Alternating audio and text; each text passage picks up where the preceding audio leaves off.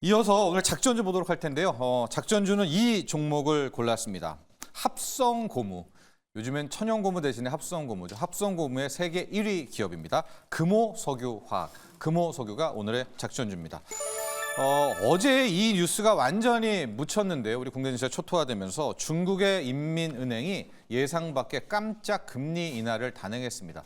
그런데 워낙 매도세가 거대서 중국에도 오히려 중국 증시도 소폭 하락을 하게 됐는데 LPR 금리라고 하죠. 중국은 보통 이제 대출 우대 금리를 조절을 합니다. 5년짜리, 1년짜리 0.1%포인트 인하를 했는데 2월 이후에 5개월 만이고 실은 현재 상황에서 특히 위안화가 엄청나게 약세를 보이고 있잖아요. 그래서 금리 인하를 안 할 줄 알았는데 전격적으로 금리 인하를 했습니다. 자, 그런데 우리가 보통 이렇게 중국이 금리 인하하면은 습관적으로 기자들이 경기 부양을 위해서 금리 인하했다 이렇게 쓰겠지만 제가 봤을 땐 지금의 이 금리 인하는 경기 부양을 할 게 아니라 중국이 완전히 한계 상황에 몰린 것 같습니다. 그러니까 이러지도 저러지도 못하니까 워낙 죽어버리니까 금리라도 낮추면서 한 줄기 좀 빛을 발하는 그런 상태다라고 해서 저는 오히려 이 대출 금리 인하, LPR 인하가 우리의 국내 화학 업종에는 상당한 호재가 될 것이다. 그중에서 중국의 타이 추종을 불허하는 합성고무 쪽에 금호석유를 골라봤는데요. 세 가지 포인트입니다. 중국의 화학 업계 드디어 한계 상황에 도달했다. 하고 이제 미국이 중국 대리기 계속할 것 아니겠습니까? 그러니까 우리 국내 화학 업계 반사이익 여기에 자체적으로 금호석유가 갖고 있는 경영권 싸움. 지분 싸움이 여기에도 있네요. 이 세 가지 포인트를 좀 잡아봤습니다. 자, 이제 중국의 화학 업체.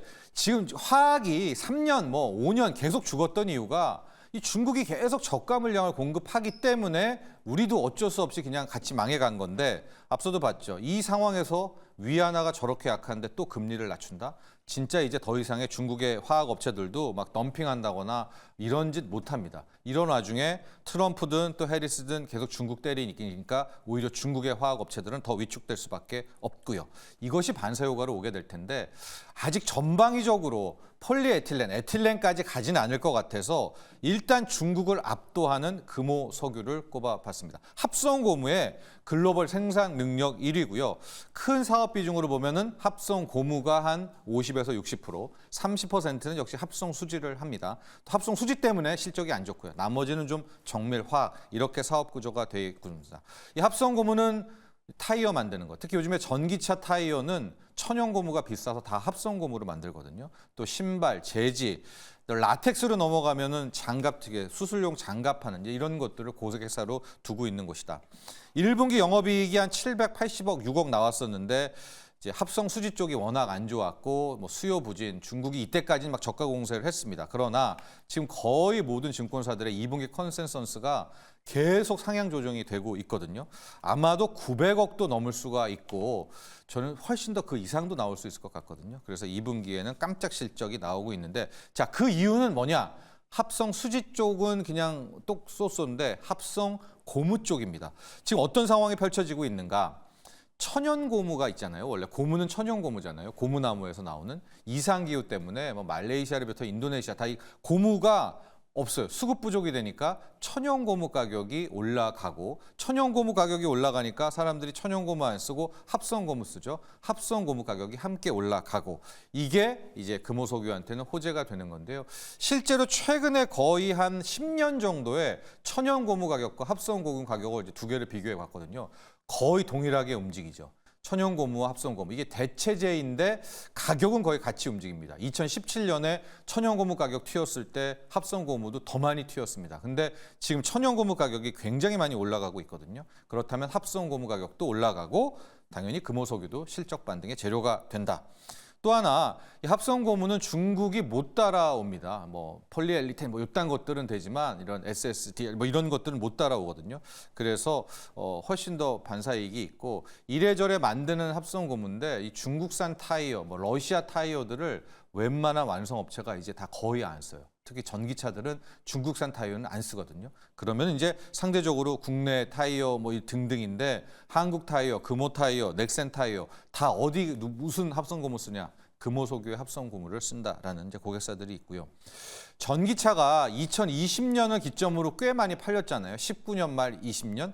그럼 이제 4년, 5년이 지나면 전기차 타이어의 대거 교체 수요가 돌아옵니다. 그렇게 된다면 이제 오히려 더 약간의 중저가가 아니라 이제 고가 용량의 전기차 타이어가 온다면 이 역시도 합성 고무 시장 굉장히 호재입니다.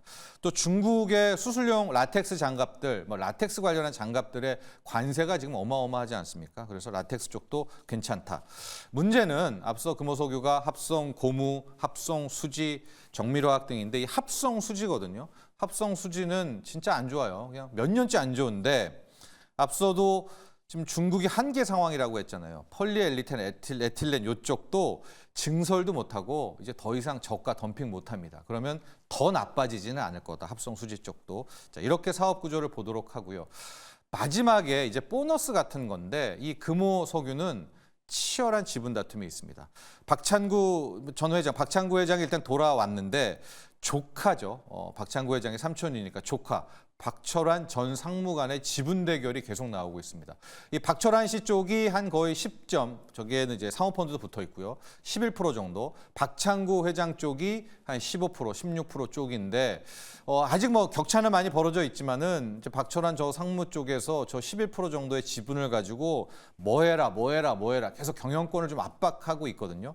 최근에는 계속해서 이제 국민연금이 박찬구 쪽 회장을 이제 손을 들어주고 있어서 큰 탈 없이는 가고는 있지만 지금 사모펀드와 박철환 전 상무가 저 정도 지분을 갖고 멈출 것까지는 않습니다. 그러니까 뭐 지분을 빼앗지 못하더라도 뭐 배당 더해라, 자사주 매입해라, 아예 막 이런 특히 배당 관련한 굉장한 압박을 할 것 같습니다. 그러면 그걸 또 박찬구 전 회장 쪽에서 안 들어줄 수는 없을 것 같거든요. 그렇다면 지금 또 추세가 밸류업 아니겠습니까? 그럼 이 밸류업을 어부지리로 얻을 수가 있겠다라는 금호석유화학의 저런 지분 다툼이 또 하나의 주가의 재료가 될 텐데요.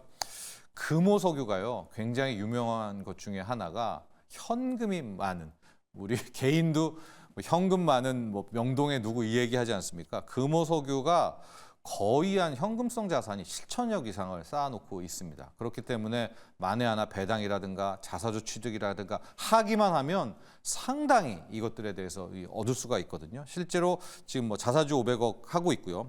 신규 취득하고 이 중에 또 절반은 소각한다. 이런 공시까지 함께 나와 있고 이들의 지분 싸움이 붙고 박철환 상무 쪽에서 전 상무 쪽에서 또 뭐 압박을 하면 또 자사주 매입 이런 것들이 나올 수가 있고 자 이런 것까지도 보너스로 얻어볼 수가 있겠습니다.